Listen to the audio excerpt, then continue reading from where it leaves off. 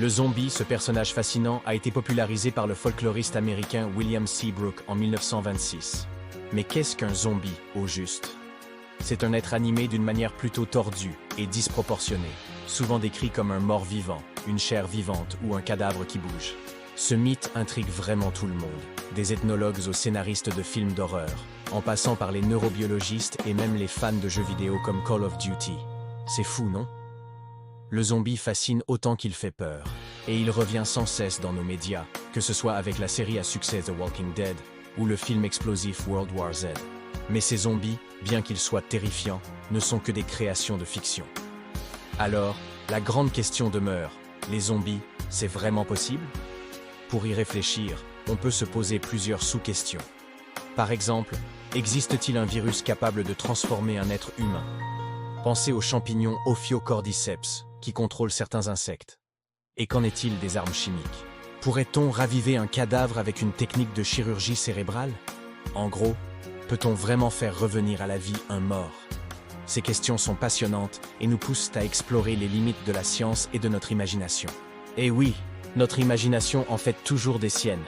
Mais si avant tout cela il y avait une autre croyance concernant les zombies, tu vas découvrir dans cette vidéo qu'il y en avait bien une. Les zombies, figures mythiques de l'horreur moderne, mi-morts, mi-vivants, ils errent dans les rues, affamés, sans âme. Mais d'où vient ce mythe? Et si certaines histoires étaient vraies? Le zombie, avant d'être une star de cinéma, est une figure née des croyances vaudoues, notamment en Haïti. Le mot « zombie » viendrait de langues africaines, ramenées par les esclaves. Dans cette vidéo, nous allons explorer les racines du mythe zombie, analyser des cas réels qui défient la raison, et plonger dans les profondeurs de la science pour comprendre si un scénario de type Walking Dead est possible. Bien avant Hollywood, le mot « zombie » existait déjà. Il vient probablement du mot « nzambi » en kikongo, signifiant « esprit ». C'est dans le contexte du vaudou haïtien que le zombie prend forme. Là-bas, le zombie est un mort ramené à la vie par un sorcier, appelé Bokor. Il ne parle pas, ne pense pas, il obéit. Les premiers témoignages datent du 19e siècle, mais c'est en 1932 que le cinéma s'empare du mythe avec le film White Zombie. Dans cette œuvre, le personnage principal est transformé en esclave par un Bokor. Le zombie d'Hollywood est né. White Zombie, 1932. Premier film de zombies de l'histoire du cinéma. Mais Hollywood va faire évoluer le mythe. Les zombies deviennent des morts vivants décérébrés, souvent le fruit d'un virus ou d'une apocalypse. Le virus remplace la magie et la peur devient mondiale. Cas réel, des zombies dans la vraie vie, le cas le plus célèbre, Clervius Narcisse. En 1962, Clervius Narcisse est déclaré mort dans un hôpital haïtien. Enterré, oublié. 18 ans plus tard, il revient dans son village. Vivant. Il affirme avoir été zombifié par un Bokor, drogué, puis forcé à travailler dans une plantation clandestine. Clervius Narcisse, mort en 1962, revenu en 1980. Analyse scientifique. Wade Davis, un ethnobotaniste de Harvard, s'intéresse à son cas. Il découvre une drogue utilisée par les Bokor, composée de tétrodotoxine, une toxine extraite du poisson fugu. Elle peut simuler la mort, ralentir les signes vitaux, laissant la victime consciente mais paralysée. En 2012, à Miami, Rudy Eugene attaque un homme sans raison apparente et le dévore vivant. Il est abattu par la police. Les médias parlent d'un zombie. On pense à une drogue appelée sel de bain. En réalité, aucune substance suspecte n'est retrouvée dans son sang, sauf du cannabis. Le mystère reste entier. La science des zombies.